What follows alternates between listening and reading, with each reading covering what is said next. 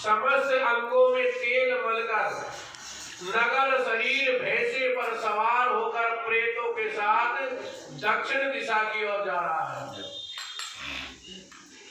दक्षिण दिशा में कौन जाता है? प्रेत आत्माएं, बुरे कर्म करने वाले,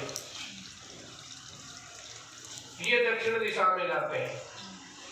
ये स्वप्न देखकर वृंदा अत्यंत चिंतित हुई कि क्या स्वप्न आया है मेरे को। महल, अटारी, गौशाला, वाटिका आदि कहीं पर भी उसे चैन नहीं पड़ा। जब किसी को रात्रि में ऐसा स्वप्न आ जाए तो नींद किसी को भी नहीं आती है, सारी रात वो जगता ही रहता है। चैन नहीं मिला उस वृंदा को। तब एक वन से दूसरे वन में जा पहुंची। वहां उसने सिंह जैसे मुख वाले 2 राक्षस देखे। उन्हें देखकर वह सहसा भयभीत हो गई और एकदम वहां से भाग खड़ी हुई। आगे जाकर उसने एक तपस्वी और उसने शिष्य को देखा। उससे अपनी रक्षा की प्रार्थना करी, महाराज ये 2 राक्षस मेरे को पकड़ लेंगे, इसलिए मेरी आप रक्षा करें। भयभीत हो गई। विनय सुनकर मुनि ने एक हुंकार से उन्हें राक्षसों को वहां से भगा दिया। दोनों राक्षस भाग गए। वृंदा ने विनय पूर्वक मुनि से कहा, हे मुनि, मेरे पति जलंधर और महादेव में घोर युद्ध चल रहा है।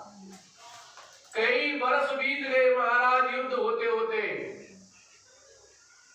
उसमें विजय किसकी होगी आप बताने की कृपा करें, क्योंकि हम साधु संत महात्मा है, तपस्वी हैं, आपको ज्ञान होगा इनके बारे में। वृंदा के वचन सुनकर मुनि ने आकाश की ओर देखा। आकाश की ओर देखा, उसी समय 2 बंदरों ने आकर मुनि को प्रणाम किया। फिर मुनि का संकेत पाकर दोनों बंदर वहां से चल दिए। थोड़ी देर बाद में दोनों बंदर आकाश की ओर से आए और उन्होंने जलंधर दैत्य का सिर तथा धड़ लाकर मुनि के आगे पटक दिया। वृंदा अपने पति के मृत शरीर को देखकर अत्यंत दुखी हुई और विलाप करती हुई पृथ्वी पर मूर्छित होकर गिर पड़ी। मुनि ने अपने कमंडल से वृंदा पर जल छिड़का, उसमें चेतनता आ गई, जाग गई। तब वह पुनः विलाप करती मुनि से कहने लगी, हे महामुनि, जिसने देव, गंधर्व एवं विष्णु सहित तीनों लोकों पर विजय प्राप्त कर रखी थी, सारे देव उनके अंदर में थे, वह शिव के हाथ कैसे मारा गया है? आप सामर्थ्यवान है, हे मुनि, आप मेरे को बताइए, अतः किस प्रकार मेरे पति को फिर से जीवित कर दीजिए आप। तब मुनि कहने लगे, हे बंदे, शिव जी के हाथ मारे हुए को जीवित करना असंभव है, परंतु फिर भी मैं तुम पर कृपा करके जीवित कर देता हूं। इतना कहकर मुनि अंतर ध्यान हो गए, जलंधर जीवित हो गया। वापस वृंदा के साथ प्रेम मिलाप करता हुआ आलिंगन बंद हो गया। वह सब जलंधर का नहीं था, वरन जलंधर के वेश में भगवान विष्णु का था।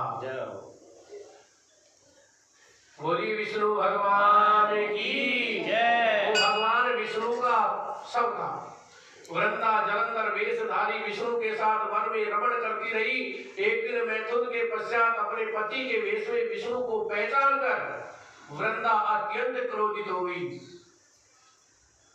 और बोली, तुमने मेरा पति व्रत धर्म नष्ट किया है, इसलिए मैं तुम्हें श्राप देती हूँ, निश्चय ही आप वह कपट मुनि तुम ही थे और तुमने ही वो माया रची थी जो राक्षस बनाए थे। कालांतर में वो दोनों ही राक्षस तुम्हारी स्त्री का हरण करेंगे और तुम्हारा जो शिष्य था वही बंदर का रूप धारण करके तुम्हारी सहायता करेगा। तुमने साथ छल किया है, अतः तुम इसी समय शिला पत्थर हो जाओ। श्राप दे दिया वृंदा ने, तुम पत्थर का रूप ले लो। भगवान विष्णु को श्राप दे दिया। इतनी कथा सुनाने के पश्चात नारद जी ने महाराज पृथु को बताया कि राजन, भगवान विष्णु ने देवताओं तथा अपने भक्त की रक्षा के लिए पतिव्रता वृंदा का शील भंग किया था, इसलिए मन ही मन में अत्यंत दुखी हुए भगवान। उन्होंने वृंदा से कहा, हे वृंदे, तुम्हारे श्राप को ग्रहण करते हुए मैं अवश्य शिला रूप हो जाऊंगा, परंतु तुम भी वृक्ष रूप होकर मुझको प्राप्त होगी। ये मेरा भी वचन है। उस समय वृंदा अपने पति के चरणों का ध्यान करके विष्णु के मना करने पर भी अग्नि में प्रवेश कर गई और शिला रूप में भगवान विष्णु वृंदा का स्मरण करते हुए उसकी चिता भस्म में लोटपोट होने लगे। उधर युद्ध क्षेत्र में जलंधर दैत्य राक्षसी माया द्वारा पार्वती का रूप धर करके शिव जी को मारने लग गया। उसकी रूप माया को देखकर शिव जी नीचे की ओर मुख करके बैठ गए। यही उचित अवसर जानकर जलंधर जी ने शिव जी पे अनेकों प्रकार के बाणों का प्रहार किया। इस प्रकार शिव जी को संकटग्रस्त देकर भगवान विष्णु तत्काल वहां पर पहुंच गए और उन्होंने राक्षसी माया का शिव जी को बोध कराया कि महाराज, ये जो राक्षसी माया है, सचेत होकर शिव जी ने अत्यंत वेग से दैत्यों पर भयंकर वर्षा की बाणों की, जिसे भयभीत होकर के शुंभ और निशुंभ भी युद्ध क्षेत्र से भाग गए। तब शिव जी ने उनको श्राप देते हुए कहा, क्योंकि तुम युद्ध क्षेत्र से भागे हो, इसलिए पार्वती के हाथ से ही मारे जाओगे। उन राक्षसों को श्राप दे दिया। इधर वृंदा का पतिव्रत धर्म भंग हो जाने से जलंधर का भी बल समाप्त हो गया था। भगवान विष्णु ने सुदर्शन चक्र से अपने तेज सहित शिव जी को दे दिया। तब शिव जी ने और विष्णु भगवान का तेज साथ में मिलकर ऋषियों के तप, पतिव्रता स्त्रियों का तेज मिलाकर जलंधर दैत्य पर छोड़ दिया। अब सुदर्शन चक्र के प्रहार से जलंधर का सिर कटकर भूमि में गिर पड़ा और सिर और धड़ अलग होने से जलंधर का तेज शिव तथा वृंदा का तेज पार्वती में जाकर मिल गया। देवताओं ने शिव जी की स्तुति करते उनसे कहा कि हे महादेव, जलंधर को मारकर आपने हम लोगों का महान उपकार किया है, परंतु एक अनर्थ हो रहा है। वो अनर्थ क्या हो रहा है कि वृंदा के पतिव्रत धर्म से मोहित होकर भगवान विष्णु निरंतर उसकी चिता में लेटपोट हो रहे हैं। अतएव कृपा करके इसके लिए कुछ कीजिए। तब शिव जी बोले, हे देवताओं, तुम सब भगवान की योग माया की शरण में जाओ, वही इस संकट को हरेगी। तब समस्त देवता योग माया की शरण में जाकर स्तुति करते बोले, हे देवी, आप संपूर्ण जगत की उत्पत्ति, पालन और नाश करने वाली है। तमोगुणी, रजोगुणी, सतोगुणी सब आप ही है माता।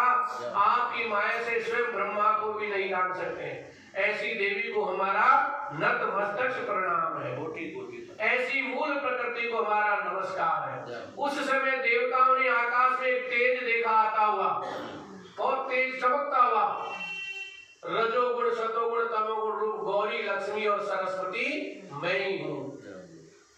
ये मेरा ही रूप है, जो सारे है ना माताओं के, सब मैं ही हूँ। इन तीनों रूपों से तुम्हारी सिद्धियों के अतिरिक्त तुम उन्हीं की आराधना करो। और उन तीनों देवियों ने प्रकट होकर 3 बीज देते हुए कहा कि इन तीनों बीजों को जहां पर भी विष्णु जी है वहां बोकर अपना कार्य सिद्ध करो। देवताओं ने तीनों बीज ले जाकर वृंदा की चिता में, जहां भगवान विष्णु लेटपोट हो रहे थे, वहां जाकर उनको बो दिया। उन तीनों बीजों से 3 वृक्ष उत्पन्न हो गए। रजोगुणी सरस्वती से आंवला, तमोगुण गौरी से तुलसी और सतोगुण लक्ष्मी से मालती उत्पत्ति हो गई। लक्ष्मी जी ने अपना बीज ईर्ष्या युक्त होकर दिया था, इसलिए मालती भगवान की पूजा में निंदित है। मालती का फूल भगवान की पूजा में नहीं चलता है। आंवला और तुलसी भगवान को अति प्रिय है, विष्णु जी को। इस प्रकार वृंदा ने वृक्ष रूप होकर भगवान शालिग्राम से सहयोग किया। इसी कारण कार्तिक के उद्यापन में भगवान की तुलसी के मूल में ही पूजा होती है।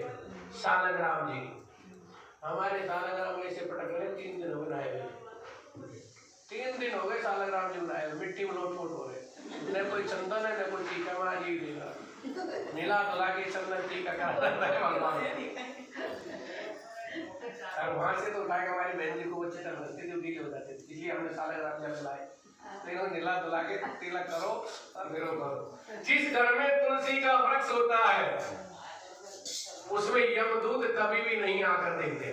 तुलसी का पूजन, तुलसी का सेवन, और तुलसी में रोज जल और दीपक दोनों समय, संध्या और प्रातः का। तुलसी साक्षात मां जगजननी है।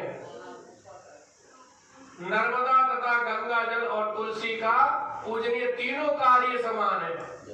अब मंदिर की तुलसा में तो सब पानी भर भर के देते, घर की तुलसा में कोई मत्था भी नहीं टेकता हो, देते हैं। तो इसलिए घर की तुलसा को भी पूजो और मंदिर में भी पूजो। मनुष्य चाहे कितना भी पापी क्यों न हो, कितना भी पाप कर्म न करता हो, प्राण निकलते समय मंजरी सहित तुलसी दल उसके कंठ में अगर डाल दिया जाए मुंह में, तो पापों से मुक्त होकर के सीधे भगवान विष्णु के चरणों में जाता है, वैकुंठ धाम में जाता है। और कार्तिक नहाने वालियों को तो कम से कम कंठ में तुलसी दल जरूर होना चाहिए, तुलसी की माला जरूर पहनी रहनी चाहिए। जो मनुष्य अपने पितरों का श्राद्ध तुलसी और आंवले की छाया में करता है, उसके पितृगण मोक्ष को प्राप्त होते हैं। हम तो श्राद्धों में बहुत जाते हैं, कोई सारे ग्राम नहीं रहता है। जो मनुष्य मंजरी युक्त तुलसी दल आंवले के फल से मुख में रखता है, वो साक्षात विष्णु के समान होता है। जो मनुष्य कार्तिक मास में रुद्राक्ष की माला धारण करता है, वह धर्म, अर्थ, काम और मोक्ष को प्राप्त करता है। तुलसी और आंवले का महात्म्य स्वयं ब्रह्मा जी भी कहने में असमर्थ है, इतनी महत्ता है। जो कोई श्रद्धा भाव से इस कथा को पढ़ता है, सुनता है, वो भी अंत काल में मोक्ष को प्राप्त होता है। बोलिए कार्तिक महात्म की